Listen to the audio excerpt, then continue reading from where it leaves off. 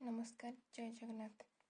आज आम सप्तम श्रेणी प्रथम अध्याय पढ़ा पदार्थ। आम दैनंदिन जीवन में आम चतुर्पार्श्व जिन सब वस्तु देखू आम पदार्थ बोली कहवा। अच्छा, पदार्थ हूँ दुई प्रकार, प्राकृतिक और मनुष्यकृत। प्राकृतिक हूँ जो गुड़िक प्रकृति आमको मिलूँ से गुड़िक हूँ प्राकृतिक पदार्थ, आ जो गुड़िक मनीष निजे तैयारी करता है से गुड़िक आम मनुष्यकृत पदार्थ कहवा।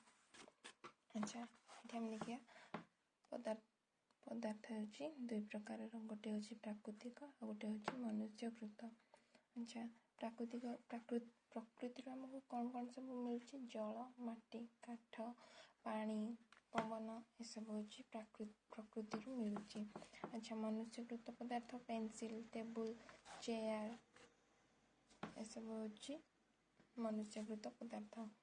अच्छा, तापर देखिए आम पदार्थ को केते भाग में विभक्त कर। गोटे हूँ कठिन, आ गोटे हूँ तरल, आ गोटे हूँ गैसीय पदार्थ। से तीनोटी हूँ पदार्थर तीनोटी अवस्था।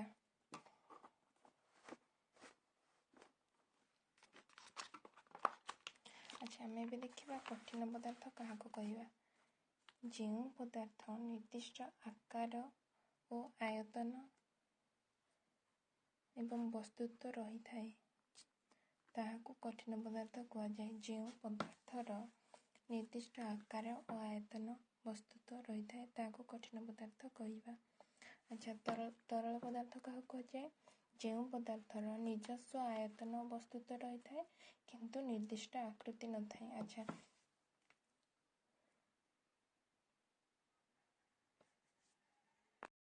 सेहीपरि आम गैसीय पदार्थ क्या कहवा? जो पदार्थ निजस्व आयतन बा आकार न थाए किंतु वस्तुत्व रही थाए ताहाको आम गैसीय पदार्थ कहवा। अच्छा, एबे आम किछि उदाहरण माध्यम बुझिया कठिन पदार्थ। गोटे इटा को आम धरिबा, इटा को आम जदि जेकोसी गोटे स्थान में रखिदबा ताहले से तार स्थान अधिकार कर नउछि, आ तार मध्य निजस्व आकार अछि। अच्छा, आ तार वस्तुत्व मध्य रहिछि। किंतु आम जदि आम पानी को सेपरि रखिबा, गोटे खाली जगह सेमती रखिदबा ताहले से कौन रहिबो कि से बोहिजिवो। किंतु आम ताको जदि गोटे ग्लास किंबा गोटे बोतल रखिबा से रहिजिवो एवं से बोतल किंबा ग्लास रो आकार धारण करनब। अच्छा, से आम कहले जे तार निर्दिष्ट आकृति न थाए, से जो पात्र रे रहिबो से पात्रर आकृति धारण कर नै थाए। अच्छा, एबे गैसीय पदार्थ देखिबा। जो पदार्थ निजस्व आयतन बा आकार न थाए किंतु वस्तुत्व रही थाए। अच्छा, तुम मैंने देखिथिबो गैस सिलिंडर। गैस सिलिंडर को जिते बेले खोला होची से जिते बेले ऊपर को गैस बाहरी आसुची। अच्छा, एबे तुम आ गोटे उदाहरण देख, धूपकाठी को आम जिते जालुचे तार धुआं गुड़िक सब ऊपर को उठी जाऊँगी। धुआंटा हूँ कौन? गोटे गैसीय पदार्थ। जदि आम ताको कौन से गोटे आबद्ध पात्र रे रखिबा ताहले जाई से रही पारिबो। अच्छा, एबे आम देखिबा अंतरूपांतरण कौन। जिते आम गोटे उदाहरण हूँ गोटे बरफ को आम जिते को गरम करुचे ता कौन होची? पानी हो जाउची, माने तरल रे परिणत हो जाउची। अच्छा, से तरल को आम जिते माने पानी को आम जिते गरम करुचे ता बाष्प आकार रे ऊपर को उठी जाउची, अर्थात गैसीय हो जाउची। तेणुक कठिन पदार्थ उपरे ताप प्रयोग कले यह तरल पदार्थ रे परिणत होता है, तरल पदार्थ रे ताप प्रयोग कले यह गैसीय पदार्थ रे परिणत होता है। अच्छा, जिते गैसीय पदार्थ को आम ठंडा करवा माने शीतलीकरण करवा ताहा तरल पदार्थ रे परिणत होता है। अच्छा, जिते तुम घरे भात रोषे होतिबो तार ढांकुणी को खोली देखिबो से किछि लागिथिबो पानी ठोपा, पानी से जो बुंदा गुड़ाक लगी थाए से होची कौन? माने जिते बेले भात फुटुची तार बाष्पटा जाइके से ढांकुणी लगुची, बंधा ठंडा होइकी पुणी से जल आकार रे परिणत हो जाउची। अच्छा, गैसीय पदार्थ को शीतल करले हमें तरल पदार्थ पाइबा। अच्छा, तरल पदार्थ को आम जिते शीतल करिया ଯେତେବେଳେ ଆମେ ପାଣିକୁ ଫ୍ରିଜରେ ରଖି ଦେଉଛେ ତାହା କ'ଣ ହେଇଯାଉଛି, ବରଫରେ ପରିଣତ ହୋଇଯାଉଛି, ମାନେ କଠିନ ହୋଇଯାଉଛି। ତେଣୁ ଗ୍ୟାସୀୟ ପଦାର୍ଥକୁ ଶୀତଳୀକରଣ କଲେ ତରଳ ପଦାର୍ଥରେ ପରିଣତ ହେବ ଏବଂ ତରଳ ପଦାର୍ଥକୁ ଶୀତଳୀକରଣ କଲେ ଏହା କଠିନ ପଦାର୍ଥରେ ପରିଣତ ହେବ। ଏହି ଯେଉଁ ଅଛି ବସ୍ତୁ ପଦାର୍ଥର ଗୋଟିଏ ଅବସ୍ଥାରୁ ଅନ୍ୟ ଅବସ୍ଥାକୁ ଯେଉଁ ରୂପାନ୍ତର ହୋଇଥାଏ ଏହାକୁ ଆମେ ଅନ୍ତରୂପାନ୍ତରଣ କହିଥାଉ। ଆଚ୍ଛା, ଏବେ ଆମେ ଦେଖିବା ଯେତେବେଳେ ଆମେ କଠିନ ପଦାର୍ଥ ଯେତେବେଳେ ଗ୍ୟାସୀୟ ପଦାର୍ଥରେ ପରିଣତ ହୁଏ ତାହାକୁ ଆମେ ଊର୍ଦ୍ଧ୍ୱପାତନ ବୋଲି କହିବା, କିନ୍ତୁ ଗ୍ୟାସୀୟ ପଦାର୍ଥ ଯେତେବେଳକୁ କଠିନ ପଦାର୍ଥ ହୋଇଥାଏ ତାହାକୁ ଘନୀକରଣ ବୋଲି କହିବା। ଗ୍ୟାସୀୟ ପଦାର୍ଥ ତରଳ ପଦାର୍ଥରେ ଯେତେବେଳେ ପରିଣତ ହୋଇଥାଏ ତାକୁ ମଧ୍ୟ ଘନୀକରଣ ବୋଲି କହିବା। ଆଉ ତରଳ ପଦାର୍ଥ ଯଦି ଗ୍ୟାସୀୟ ପଦାର୍ଥରେ ପରିଣତ ହେଉଛି ସେ ପ୍ରକ୍ରିୟାକୁ ଆମେ ବାଷ୍ପୀକରଣ କହିବା। କଠିନ ପଦାର୍ଥ ଯେତେବେଳେ ତରଳ ପଦାର୍ଥରେ ପରିଣତ ହୁଏ ତାକୁ ଘନୀଭୂତକରଣ ବା ଶୀତଳୀକରଣ ବୋଲି କହିବା। ତରଳ ପଦାର୍ଥ ଯେତେବେଳେ କଠିନ ପଦାର୍ଥରେ ପରିଣତ ହୁଏ ତାହାକୁ ଆମେ ଗଳନ ବୋଲି କହିବା। ଆଚ୍ଛା, କିଛି ଗୋଟେ କଠିନ ପଦାର୍ଥ ତୁମେ ଦେଖିଥିବ ଯାହାକି ଗରମ କରିବା ଦ୍ୱାରା ସେ ତରଳ ପଦାର୍ଥରେ ପରିଣତ ନ ହୋଇ ସିଧାସଳଖ ଗ୍ୟାସୀୟ ପଦାର୍ଥରେ ପରିଣତ ହୋଇଥାଏ।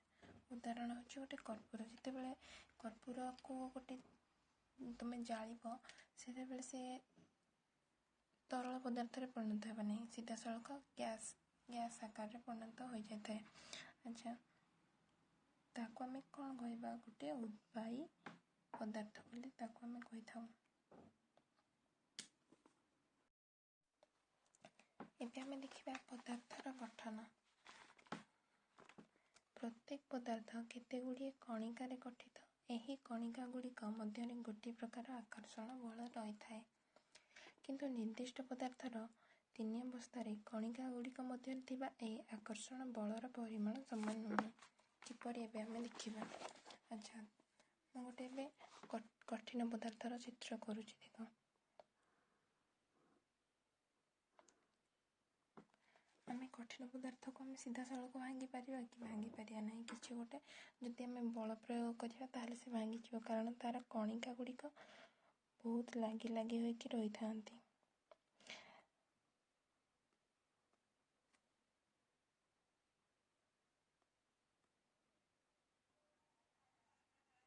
ଏହିପରି ସେ ପୁରା ଜାଗାରେ ରହିଥାନ୍ତି।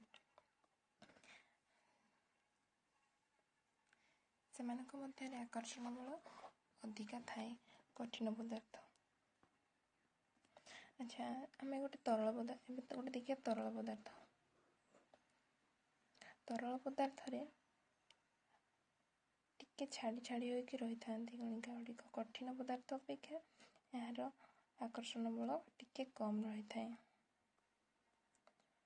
କିନ୍ତୁ ଗ୍ୟାସୀୟ ପଦାର୍ଥରେ ତାର ଆକର୍ଷଣ ବଳ ବହୁତ ହି କମ୍ ଥାଏ। ଏବେ ଆମେ ଗୋଟେ ଗ୍ୟାସୀୟ ପଦାର୍ଥ ଦେଖିବା, ତାର ଅଣୁ ଗୁଡ଼ିକ ଏହିପରି ଛାଡ଼ି ହୋଇକି ରହିଥାନ୍ତି, ତେଣୁ ଏହା ମଧ୍ୟରେ ଆକର୍ଷଣ ବଳ ବହୁତ କମ୍ ଥାଏ।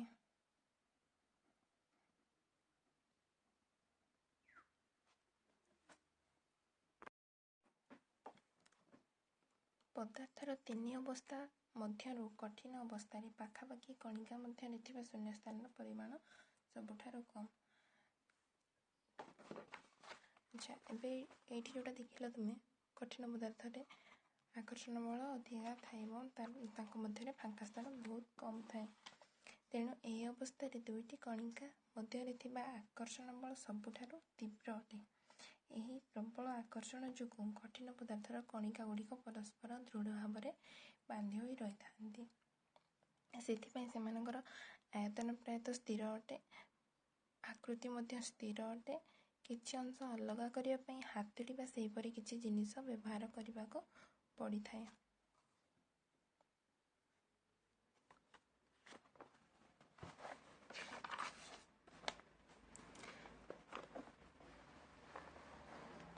ଆଚ୍ଛା, ଏବେ ଆମେ ଦେଖିବା ତରଳ ପଦାର୍ଥରେ। ତରଳ ପଦାର୍ଥରେ ତା ଅପେକ୍ଷାକୃତ କମ୍ ଥାଏ ଆକର୍ଷଣ ବଳ। ତେଣୁ ଜଳର କିଛି ଅଂଶ ଆଞ୍ଜୁଳାରେ ଅତି ସୁବିଧାରେ ନିଆଯାଇପାରେ। ଜଳର ନିଜର ନିର୍ଦ୍ଦିଷ୍ଟ ଆକୃତି ନାହିଁ ଏବଂ ତାହାର ଧାରକ ପାତ୍ରର ଆକୃତି ନେଇଥାଏ। ମାନେ ଆମେ ଯେକୌଣସି ପାତ୍ରରେ ରଖିବା ସେହି ପାତ୍ରର ଆକୃତି ନେଇଯିବ। ଜଳ ଊର୍ଧ୍ୱରୁ ନିମ୍ନକୁ ଗତି କରିଥାଏ। ଜଳ ସବୁବେଳେ ମାନେ ଉଚ୍ଚ ଜାଗାରୁ ନିଚ ଜାଗାକୁ ହିଁ ଗତି କରିଥାଏ। ଜଳ କଣିକା ଗୁଡ଼ିକ ପ୍ରାୟତଃ ଏକାଠି ଥାନ୍ତି। ଆଉ ଗ୍ୟାସୀୟ ପଦାର୍ଥରେ ଆମେ କ'ଣ ଦେଖିଲୁ, ବହୁତ କମ୍ ଥାଏ ଆକର୍ଷଣ ବଳ, ତେଣୁ ପରସ୍ପର ଠାରୁ ମୁକ୍ତ ଭାବରେ ଥାନ୍ତି। ଗ୍ୟାସୀୟ ପଦାର୍ଥ ଖୋଲା ପାତ୍ରରେ ବାହାରକୁ ଚାଲିଯାଏ। ଗ୍ୟାସୀୟ ପଦାର୍ଥ ଆବଦ୍ଧ ପାତ୍ରରେ ରଖିବା ନିତାନ୍ତ ଆବଶ୍ୟକ।